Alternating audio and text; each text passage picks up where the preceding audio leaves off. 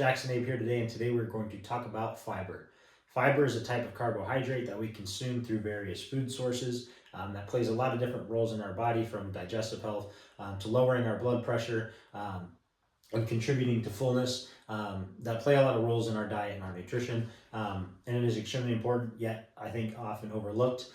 It is even overlooked by myself at times, just because I have a base of foods that I typically consume, and I know that a handful of them do contain fiber, but it isn't something that I actively track. I do need to get better at consuming a couple more foods that contain a bit more fiber. I don't have any issues with my digestive system or anything of that nature, regularity.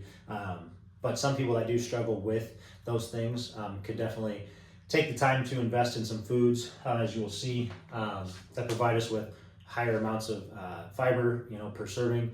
That can really help kickstart some things for us in the digestive system.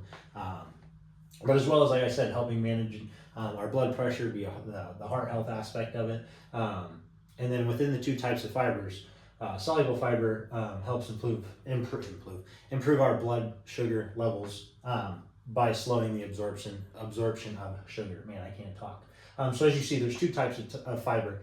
We have soluble and insoluble fiber. So soluble fiber dissolves, it binds to cholesterol, vitamins, and minerals. Cholesterol plays a role with the brain and the heart health and things of that nature. But the soluble fiber is going to slow the absorption and the digestion just a little bit. Whereas the insoluble fiber is going to speed up the passage of food, through our stomach and through our intestines.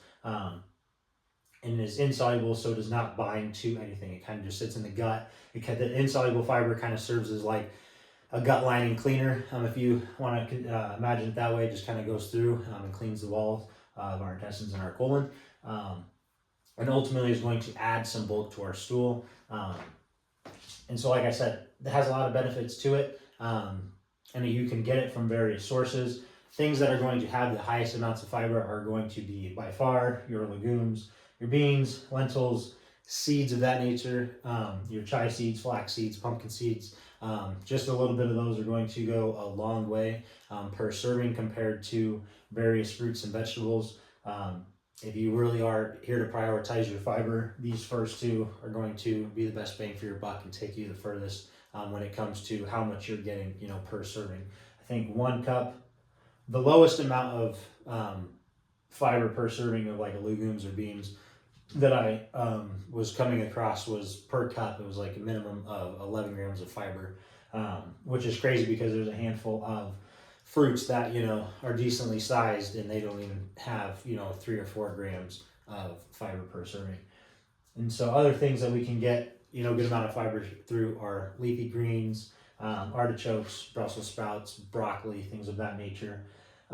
Dried figs, avocados, raspberries, blackberries, cranberries. Pomegranates are also a really great source of fiber. A lot of fruits contain more fiber than you think. They're just not the traditional fruits that we all like to consume, like strawberries, apples, and bananas. They do have a little bit of fiber in it, but not compared to these fruits, and definitely not compared to these other foods. And then things like whole grains, specifically oats, are going to be a great source of fiber for us as well. So like I said, if you are someone that is in need of more fiber in your diet, investing in these kinds of foods, especially the seeds, combo those with some oats and maybe a little bit of fruit in the morning is a great way to kickstart your day to get a high amount of fiber in right away and get the ball rolling on that.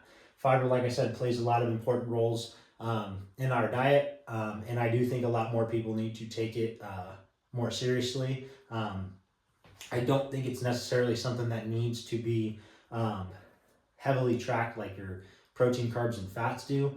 But I do think it's important to be mindful of it and understand that, like, hey, at these meals, I do need to have a little bit of fiber. So at the end of my day, it adds up, to a good amount that I feel good with. If it's something that you really do struggle with, go see your doctor, go see a specialized nutritionist that may be able to run some blood tests or ask you different questions to kind of get you in a better ballpark of consuming like a specified gram amount of fiber per day that you need to consume that is going to be fit for your body and your needs and your digestion and the functions of yourself.